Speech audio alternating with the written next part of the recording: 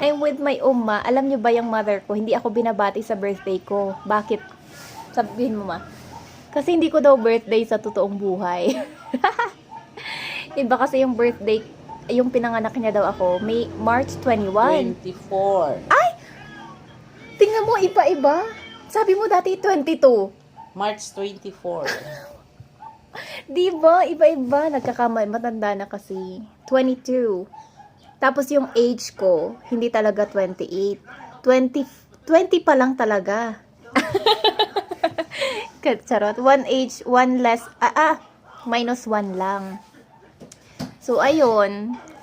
Nakakainis tuwing magbo-birthday ako. Hindi ako binabati nito. Kasi iba naman daw yung ano. Hindi mo naman Dapat birthday. sinunod na lang yung nasa birth certificate. Ayoko. Paglaban niya pa daw na ayaw niya. Kaya guys, pag March 24, batiin niyo ulit ako. Charot. Uy, thank you pala sa mga nanood guys, sa mga nag-rate. Kumita ako doon. Syempre, konti lang. Yung mother ko, hindi siya nanonood. Tingnan mo, basher pa yan. Dapat nagre-react ka kasi sa react na heart, doon malaki yung ano mo. Di mag-heart lang. Tapos mag-comment ka, kahit anong comment. Napakaganda mo, ganun. Wow. Guys, matuto Sana kayo. all. Sana all. Nandito lang kay mother, nagpakita lang ako. By the way, ako yung favorite na anak niya. Kakasabi niya lang. Kayo guys, favorite din ba kayo?